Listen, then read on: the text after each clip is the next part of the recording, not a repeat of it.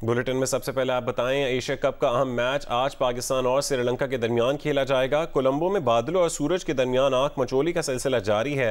रात से होने वाली बारिश का सिलसिला थम गया है। मजीद तफसीलात जानेंगे जियो न्यूज़ के नुमाइंदे सुहेल इमरान से, जो वहीं पर मौजूद हैं। सुहेल इमरान, क्या प्रेडिक्शन की गई है महकमा मौसमियात की जानिब से? अब अगर बारिश का सिलसिला थम गया तो क्या आज के दिन औकात में है कोई प्रेडिक्शन?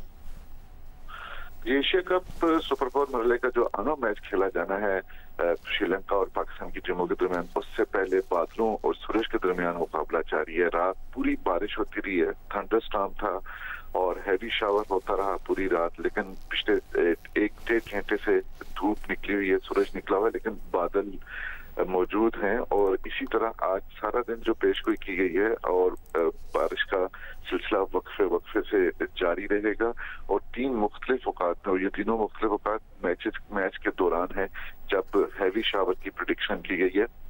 आने वाले दिनों में भी इसी तरह है, लेकिन पिछले 2 दिन से हमने यहाँ पर देखा है कि प्रेडिक्शन इसी तरह की रही है, लेकिन बारिश उस कदर नहीं हुई है जिसकी पेशगोई की जाती रही। और आज भी होना तो यही चाहिए जो पिछले 3 दिन से चल रहा है कि प्रेडिक्शन के बाद भी बारिश उस तरह नहीं हुई है दिन के औकात में। तो आज भी ऐसे ही लग रहा है कि मुमकिन है कि बारिश उस तरह ना हो जिस तरह की प्रेडिक्शन की जा रही है। और पाकिस्तान और श्रीलंका की जो अहम मैच है, सेमीफाइनल की हैसियत इख्तियार कर चुका है, वो मुकम्मल हो और जीतने वाली टीम जो है वो फाइनल के लिए जो 17 सितंबर को यहाँ पर होना है इंडिया के खिलाफ, उसका मुकाबला कर सके। ठीक है, जीतने वाली टीम फाइनल में भारत का मुकाबला करेगी। बहुत शुक्रिया सुहेल इमरान अपडेट करने के लिए। एशिया कप सुपर 4 मरहले में आज पाकिस्तान का मुकाबला श्रीलंका से होगा। फातह टीम इतवार को भारत के साथ फाइनल खेलेगी। बारिश के बायस मैच मुकम्मल न हो सका तो श्रीलंका फाइनल में पहुंच जाएगी। अहम मैच के लिए पाकिस्तान ने प्लेइंग 11 का ऐलान करते हुए 5 तब्दीलियां की हैं। एशिया कप सुपर 4 मरहले में गुज़िश्ता रोज़ भारत की श्रीलंका के खिलाफ फतह और फाइनल में पहुंचने के बाद पाकिस्तान और श्रीलंका के दरमियान मैच अब सेमीफाइनल की हैसियत इख्तियार कर गया है। यानी जो टीम जीती वो फाइनल में भारत का मुकाबला करेगी। अगर मैच बारिश के बायस मुकम्मल ना हो सका तो पाकिस्तान इवेंट से आउट और श्रीलंका ही फाइनल खेलेगा। अहम मैच से कबल पाकिस्तान टीम ने प्लेइंग 11 में 5 तब्दीलियां करते हुए मोहम्मद हारिस, सऊद शकील, मोहम्मद नवाज, मोहम्मद वसीम जूनियर और जमान खान को शामिल किया है। फ़खर सलमान अली आगा, फहीम अशरफ और हारिस रऊफ को आराम दिया गया है। नसीम शाह कंधे की इंजरी के बायस एशिया कप से बाहर हो चुके हैं। उनकी जगह जमान खान को स्क्वाड में शामिल किया गया है। श्रीलंका के खिलाफ Zaman Khan one day international debut करेंगे। एशिया कप के सुपर 4 मरहले में आज पाकिस्तान का मैच श्रीलंका से कोलंबो में होगा। गुजरावाला के शायकीन क्रिकेट भी पाकिस्तान की जीत के लिए पुरुम्मीद हैं। सैटेलाइट टाउन ग्राउंड से उस्मान खलील रिपोर्ट कर रहे हैं। जी, कोलंबो के ग्राउंड में आज पाकिस्तान और श्रीलंका के दरमियान बड़ा मैच होने जा रहा है। अगर आज का मैच पाकिस्तान जीतता है तो फाइनल में उसका मुकाबला भारत के साथ होगा। तो गुजरावाला के शायकीन क्रिकेट भी सुबह सुबह हमने देखा कि क्रिकेट ग्राउंड पहुंच रहे हैं और साथ साथ क्रिकेट भी खेल रहे हैं और पाकिस्तान की जीत के लिए काफी पुरुम्मीद दिखाई दे रहे हैं। कितनी उम्मीद है आपको आज पाकिस्तान जीतेगा? इंशाल्लाह 100% देंगे लड़के और लाजमी हम इंशाल्लाह श्रीलंका से विन करेंगे। अगर बारिश नहीं होती तो हम मैच जरूर विन करेंगे। सारे बॉलर अच्छे हैं, सारे बैट्समैन अच्छे हैं, सब पे हमें इत्मीनान है। इंशाल्लाह पूरी टीम एक कॉम्बिनेशन के साथ खेलेगी और हम विन करेंगे इंशाल्लाह। अच्छा जी, कुछ चेंजेस भी की गई हैं तो क्या कहते हैं आप? जमान खान आया, अच्छा बॉलर है वो। एक बॉलर दानी आया, वो भी अच्छा बॉलर है। इंशाल्लाह टॉस जीत के बैटिंग करनी चाहिए इनको पहले।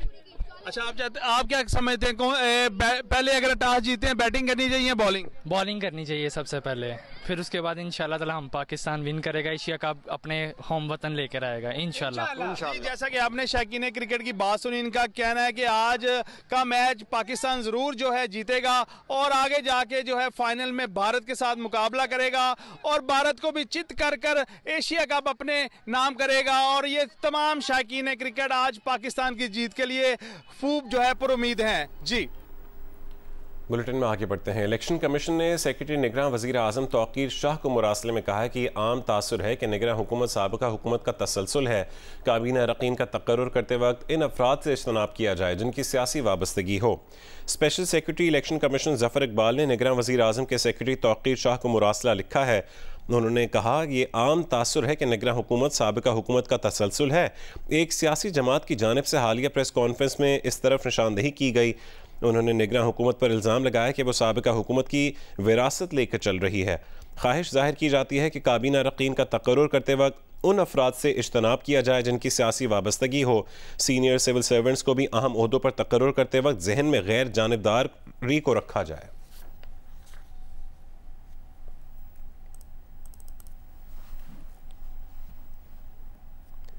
पाकिस्तान में आज़ादाना और मुनसिफाना और बर वक्त इंतखाबात करवाए जाएँ। तर्जुमान अमरीकी महकमा ख़ारजा मैथ्यू मिलर ने प्रेस ब्रीफिंग में कहा कि हुक्काम पर जोर देते हैं कि इंतखाबी अमल को पाकिस्तान के क़वानीन के मुताबिक आगे बढ़ाया जाए, इंसानी हुकूक, बुनियादी आज़ादियों और कानून की हुक्मरानी का एहतराम किया जाए।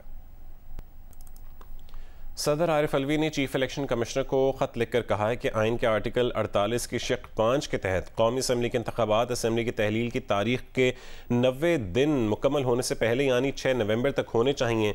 सदर ने ख़त में लिखा है कि इलेक्शन कमीशन कौमी और सूबाई असम्बलियों के इंतखाबात एक ही दिन करवाने के लिए आला अदलिया से रहनुमाई हासिल करे।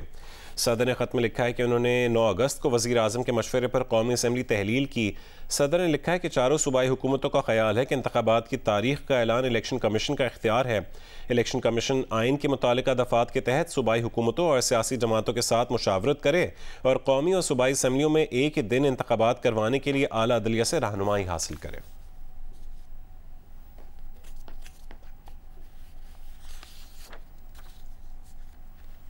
निगरान वज़ीर आज़म अनवारुल्लाह काकड़ ने कहा है कि इख्तियार इलेक्शन कमीशन का था, लेकिन सदर ने इलेक्शन की तारीख तजवीज़ कर दी।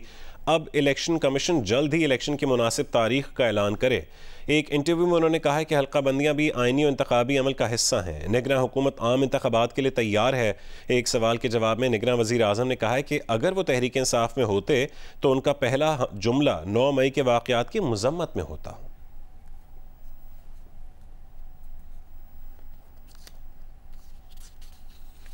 मुस्लिम लीग नून के रहनुमा राना सनाउल्लाह ने कहा है कि सदर के ख़त की कोई अहमियत नहीं, उनके पास इंतखाबात की तारीख देने का इख्तियार नहीं है। जियो न्यूज़ के प्रोग्राम आज शाहज़ेब खानज़ादा के साथ में गुफ्तगू करते हुए उन्होंने कहा है कि पीपल्स पार्टी 8 अगस्त तक नून लीग की इत्तेहादी थी, अब नहीं है। इलेक्शन में जो मौक़िफ़ पीपल्स पार्टी को मुनासिब लगता है वो मौक़िफ़ अपनाना उनका हक़ है, उसका जवाब देने का हक़ हमें हासिल है। बिलावल को इल्म था कि इलेक्शन अब 90 दिन बाद नहीं बल्कि 90 + 45 दिन बाद होंगे। इस ख़त की कोई अहमियत नहीं है, उनके पास आईनी इख्तियार तो है नहीं। हमारी ये राय है कि इस वक्त इख्तियार जो है वो इलेक्शन कमीशन के पास है और इलेक्शन कमीशन जब डीलिमिटेशन का प्रोसेस जो है उसको जारी कर चुका है, इस सेंसस के ऊपर इलेक्शन नहीं होगा। हमारे इत्तेहादी वो 8 अगस्त तक जो कोलिशन गवर्नमेंट थी उसमें थे, अब वो हमारे इत्तेहादी नहीं है। आने वाले इलेक्शन में वो हमारे मुकाबल होंगे। जिस दिन जो है ये सेंसस इत्तफाक़ी राय से अप्रूव हुआ है उस दिन बिलावल भुट्टो जरदारी साहब को भी पता था और पूरी पीपल्स पार्टी को पता था कि इसके की अप्रूवल के बाद अब इलेक्शन 90 दिन में नहीं बल्कि 90 दिन + 54 डेज़ के बाद होगा। सरबरा PDM मौलाना फजल रहमान ने कहा है कि सदर को इंतखाबात की तारीख देने का इख्तियार नहीं। काफ़ी दिनों से सुन रहे थे कि सदर कुछ अहकामात सादर करने जा रहे हैं। मौलाना फजल रहमान ने मजीद कहा कि सदर आरिफ अलवी जानिबदार सदर हैं, वो एक पार्टी की नुमाइंदगी कर रहे हैं। आरिफ अलवी ने खामख्वाह भूचाल पैदा करने की कोशिश की है।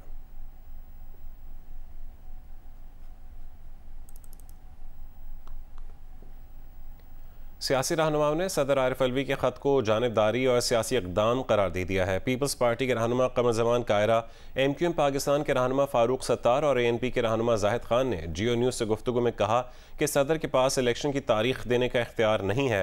सदर जानिबदारी ना दिखाएं, तहरीक इंसाफ के एक कारकुन ना बने। राय में सदर साहब के इस खत का जवाब इलेक्शन कमीशन उनको पहले दे चुका है कि ये इख्तियार सदर साहब का नहीं है। मेरा नहीं ख्याल कि इस पे कोई तनाज़ा है।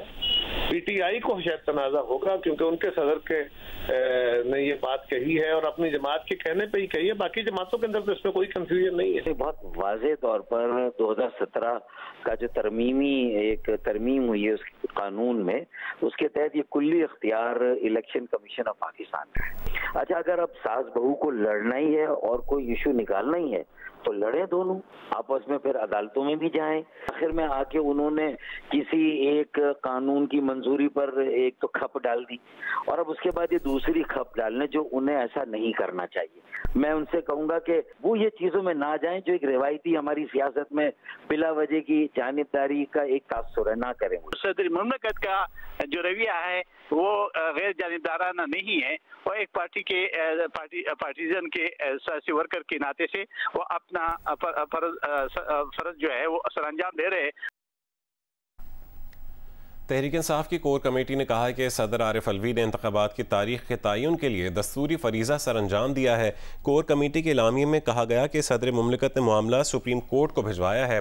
पूरी कौम की निगाहें अब सुप्रीम कोर्ट पर लगी हैं। सुप्रीम कोर्ट के लिए लाजिम है दस्तूर से मुतालिक अपना आइनी किरदार निभाए। सुप्रीम कोर्ट इलेक्शन कमीशन को 6 नवंबर तक इंतखाबात के इनकाद का पाबंद बनाए। सदर मुमलिकत का इकदाम खुशाइंद है।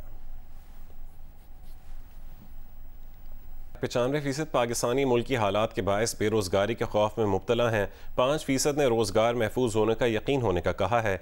इप्सॉस पाकिस्तान ने अवाम की आरा पर मबनी नया सर्वे जारी कर दिया। मुल्क के मुश्किल माशी हालात के बाइस पाकिस्तानी अवाम की अक्सरियत न सिर्फ रोजगार के महफूज होने के बारे में परेशान है, बल्कि रोजमर्रा अशिया की खरीदारी में भी मुश्किलात की शिकायत कर रहे हैं। इस बात का इंकशाफ रिसर्च कंपनी एप्सॉस पाकिस्तान के 2023 के कंज्यूमर कॉन्फिडेंस सर्वे की तीसरी सहमाही की रिपोर्ट में हुआ। एप्सॉस के मुताबिक गुज़िश्ता सर्वे में 92% पाकिस्तानी रोजगार जाने के खौफ का इजहार कर रहे थे, लेकिन मौजूदा सर्वे में 95% ने बेरोजगार होने के खौफ का इजहार किया, जबकि रोजगार महफूज होने का कहने वाले पाकिस्तानियों की शरह 8% से कम होकर 5% हो गई। सर्वे में गुज़िश्ता एक साल में नौकरी जाने का कहने वाले अफराद की शरह में वाज़े इजाफा हुआ। गुज़िश्ता सर्वे में 54% ने खुद की या किसी जानने वाले की नौकरी जाने का कहा। मौजूदा सर्वे में ये शरह 63% हो गई, जबकि रोजगार न जाने का कहने वाले अफराद की शरह 46% से कम होकर 37% पर देखी गई। 99% पाकिस्तानियों ने माशी मुश्किलात के बाइस आम घरेलू या जाती इस्तेमाल की अशिया की खरीदारी में मुश्किलात पेश आने का कहा, जबकि 1% ने इसके बरक्स राय दी। इसी तरह 99% पाकिस्तानी सारिफीन ने बड़ी खरीदारी जैसे घर या गाड़ी खरीदने के बारे में पुरअतमाद न होने का कहा। अलबत्ता 1% ने पुरअतमाद होने का बताया। 96% पाकिस्तानियों ने मुस्तकबिल की जरूरियात पूरी करने के लिए बचत और सरमायाकारी की सलाहियत से भी माजूरी का इजहार किया, लेकिन 4% ने बचत और सरमायाकारी की काबिलियत होने का कहा। बलूचिस्तान की ताजिर बिरादरी ने वफाकी हुकूमत की जानिब से तवानाई की बचत के लिए बाजार रात 8 बजे बंद करने के मुजवज़ा प्लान को एक बार फिर मुस्तरद कर दिया है। ताजिरों को का गिला है कि सूबे में बिजली की लोड शेडिंग से पहले ही कारोबार मुतासिर होकर रह गया है। अब बाजार जल्द बंद करने से रहा सहा कारोबार भी तबाह हो जाएगा। कोयटा से नदीम कौसर की रिपोर्ट देखिए। निगरान वफाकी हुकूमत ने मुल्क में तवानाई की बचत के लिए बाजार रात 8 बजे बंद करने की तजवीज़ दी है। माजी करीब में भी मियाँ शहबाज शरीफ दौरे हुकूमत में तवानाई की बचत के प्लान के तहत मुल्क भर की मार्केट्स और बाजार रात 8 बजे बंद करने के अहकाम दिए गए थे। बलूचिस्तान की ताजिर बिरादरी ने एक बार फिर इस मुजवज़ा मंसूबे को तस्लीम करने से इनकार कर दिया है। बेशक आप लोग जो है अपना बिजली बंद करो 8 बजे से 10 बजे तक या 12 बजे तक, लेकिन हम लोग जो है अपना कारोबार UPS के ज़रिए, शमसी के ज़रिए, जनरेटर के ज़रिए हम लोग चलाएंगे। हमारा जितने भी होटल है, हमारा जितनी भी मार्केट है, वो पहले से लोगों ने बंदोबस्त किया हुआ है, क्योंकि आपको मालूम है कि यहाँ ज़्यादातर लोड शेडिंग बहुत ज़्यादा है।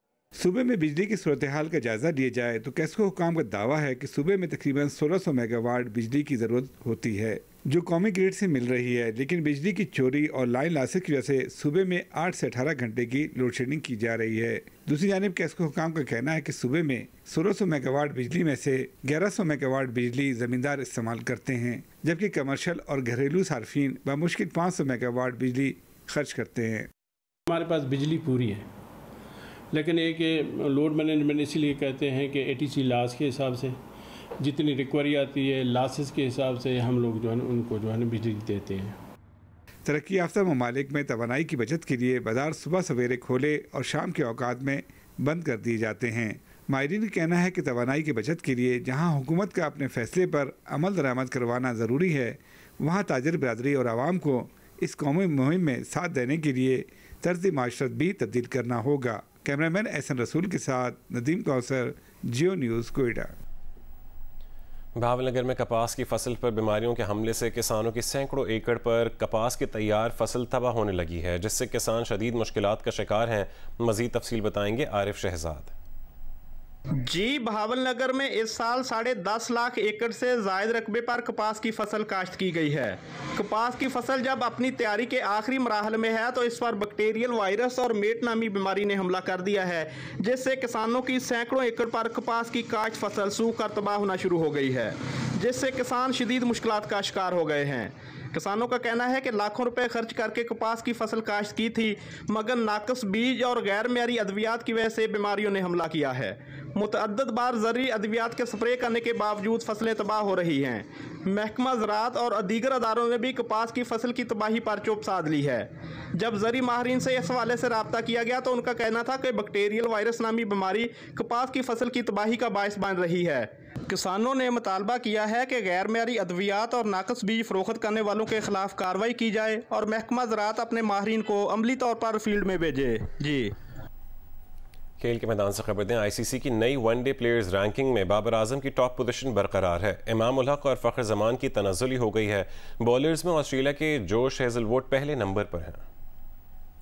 आईसीसी की नई वनडे प्लेयर रैंकिंग में पाकिस्तान क्रिकेट टीम के कप्तान बाबर आजम बदस्तूर पहली पोजीशन पर बरकरार हैं। भारत के शुभमन गिल दूसरे और जनूबी अफ्रीका के वेन ड्यूसन तीसरे नंबर पर हैं, जबकि फ़ख्र ज़मान 10वें नंबर पर चले गए। वनडे बॉलर्स में ऑस्ट्रेलिया के जोश हेज़लवुड की टॉप पोजीशन कायम है। मिचेल स्टार्क दूसरे और kiwi fast bowler Trent Boult तीसरी पोजीशन पर हैं। भारत के कुलदीप यादव 7वें नंबर पर आ गए। शाहीन आफरीदी 10वें और हारिस रऊफ 21वें नंबर पर हैं। Central Asian beach volleyball championship Bangladesh में शुरू हो गई है। पाकिस्तान ने पहले मैच में किर्गिज़स्तान को 2-1 से शिकस्त दे दी है। सेंट्रल एशियन चैंपियनशिप में पाकिस्तान विमेन बीच बॉल टीम ने अपने पहले इंटरनेशनल मैच में कामयाबी हासिल कर ली। पाकिस्तान विमेन टीम ने किर्गिस्तान के खिलाफ पहला सेट हारने के बाद कमबैक करते हुए कामयाबी हासिल की। पाकिस्तान विमेन टीम की फतह का स्कोर 11-21, 21-14 और 15-13 रहा, लेकिन दिन के दूसरे मैच में उसे उज़्बेकिस्तान से शिकस्त का सामना करना पड़ा। उज़्बेकिस्तान ने सनसनीखेज मुकाबले के बाद पाकिस्तान विमेन टीम को शिकस्त दी। उज़्बेकिस्तान की जीत का स्कोर 21-18 और 21-19 रहा। Chief of naval staff golf championship Karachi में शुरू हो गई है। पहले रोज़ प्रोफेशनल्स में अहमद बेग और मतलूब अहमद मुश्तरका तौर पर टॉप पोजीशन पर है, जबकि एमेचर में उमर खालिद 1 ओवर पार के साथ टॉप पर हैं। कराची गोल्फ क्लब में शुरू होने वाली chief of the naval staff golf championship के पहले रोज 106 गोल्फर्स प्रोफेशनल इवेंट में एक्शन में नजर आए। पहले रोज टॉप गोल्फर अहमद बेग और मतलूब अहमद का खेल नुमाया रहा। दोनों गोल्फर्स 4 अंडर पार 68 के स्कोर के साथ मुश्तरका तौर पर टॉप पोजीशन पर हैं। मोहम्मद मुनीर 69 पॉइंट्स के साथ तीसरे और मोहम्मद शब्बीर 10वीं पोजीशन पर हैं। दूसरी जानिब एमेचर कैटेगरी में उमर खालिद 73 पॉइंट्स के साथ पहली पोजीशन पर हैं। उमर खालिद को 3 स्ट्रोक के साथ बरतरी भी हासिल है। अब्दुल्ला और नुमान 76 पॉइंट के साथ मुश्तरका तौर पर दूसरे नंबर पर हैं। चैंपियनशिप के दूसरे रोज भी प्रोफेशनल और एमेचर कैटेगरी के मुकाबले होंगे। जुमे को लेडी सीनियर्स और वेटरन्स कैटेगरी के मुकाबले होंगे।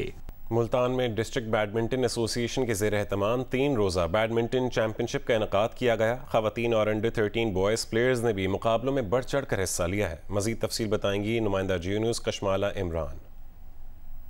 जी, मुल्तान स्पोर्ट्स कम्प्लेक्स में मुल्तान स्पोर्ट्स डिपार्टमेंट और डिस्ट्रिक्ट बैडमिंटन एसोसिएशन के ज़ेर एहतमाम 3 रोज़ा बैडमिंटन चैम्पियनशिप का इनेकाद किया गया और इस 3 रोज़ा बैडमिंटन चैम्पियनशिप में पंजाब के पूरे 36 इजलास से करीब 200 के करीब बैडमिंटन प्लेयर्स ने इसमें हिस्सा लिया है। और इस 3 रोज़ा बैडमिंटन चैम्पियनशिप में वुमेन डबल और सिंगल, मेन डबल और सिंगल और अंडर 13 बॉयज़ के भी मुकाबले करवाए गए हैं। और अब तक जो है लाहौर, रावलपिंडी और मुल्तान की टीम जिसमें नुमायाँ कारकर्दगी दिखाकर आगे रही हैं। और अंडर 13 के जो बॉयज़ हैं उनका भी जोश खरोश जो है वो देखने के काबिल है। वो भी बढ़ चढ़ कर इस अपने बैडमिंटन मुकाबलों में हिस्सा ले रहे हैं और उनका यही कहना है कि मुल्तान आकर उनको बहुत अच्छा लगा और इस तरह की जो सेहतमंदाना सरगर्मी है ये होती रहनी चाहिए ताकि वो अपनी सलाहियतें जो हैं वो दिखा सकें। पहली दफ़ा मुल्तान में टूर्नामेंट हुआ है जो कि बहुत अच्छा हुआ है और अच्छा लग रहा है यहाँ पर आके, और डबल्स का फाइनल इंशाल्लाह हम लोग जीत जाएंगे।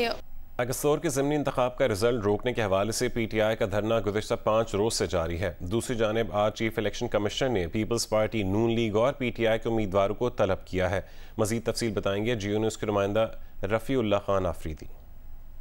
ये वेले 13 अस्तूर 1 में जो ज़मीनी इंतखाब हुआ था उसका जो सरकारी रिजल्ट अभी तक अनाउंस नहीं हो सका है, जिसकी वजह से PTI का धरना बदस्तूर जारी, जबकि दूसरी तरफ जो रिजल्ट रोका गया है उसकी बुनियादी वजह यहाँ से इसी हल्के से मुस्लिम लीग नून के जो नामजद उम्मीदवार हैं राना फुरमान, उनकी तरफ से यहाँ पे इल्ज़ामात लगाए गए हैं कि दौरान इलेक्शन यहाँ पे सियासी रिश्वत दी गई है।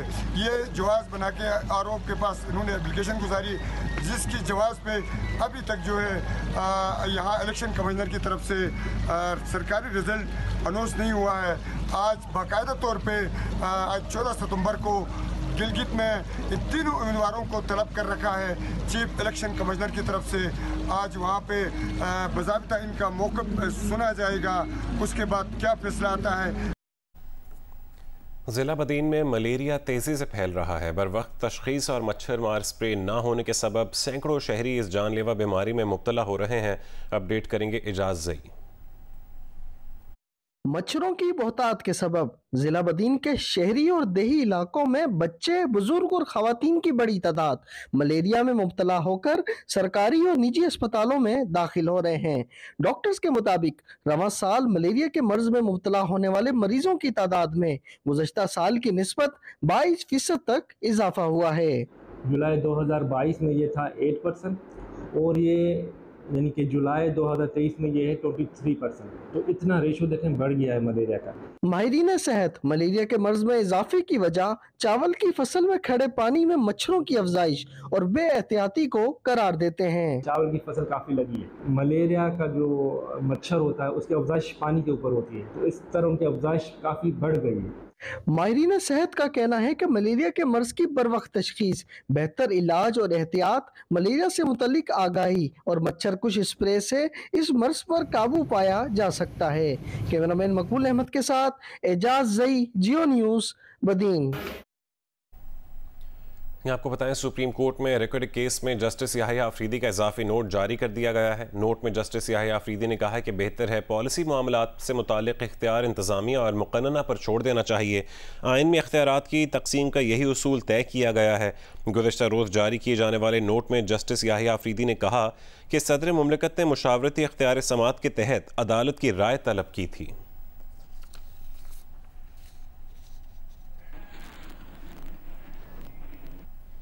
सरगोदा में प्लांट फॉर पाकिस्तान मुहिम के तहत सैकड़ों तलबा में मुफ्त पौधे तकसीम किए गए। इस मौके पर तलबा को बताया गया कि दरख्त हमारी नई नस्ल के दोस्त हैं। मलिक मोहम्मद असगर की रिपोर्ट देखिए।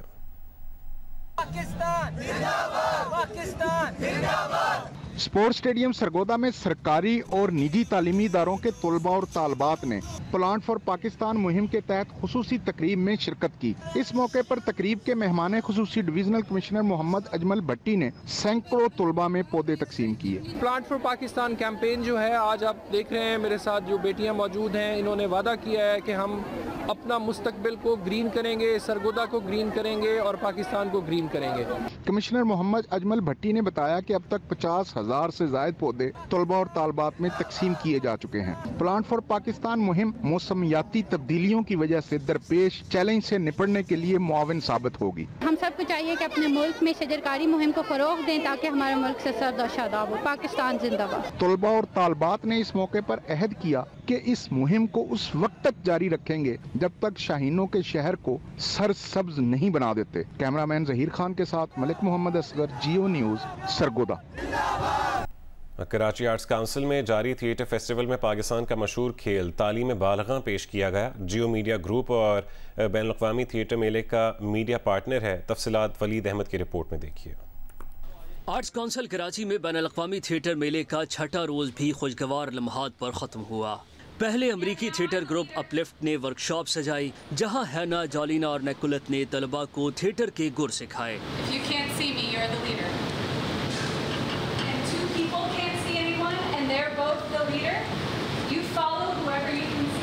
सरे शाम शुरू हुआ तालीम बालगा। पाकिस्तान टेलीविजन की यादें ताज़ा हुई। ख्वाजा मोइनुद्दीन के लिखे शोहराए आफाक खेल में मौलवी साहब की कोशिशें रायगा गईं। हिंदुस्तान ने चांद पर कदम रख दिया तो क्या हुआ, जन्नत में तो हम ही जाएंगे।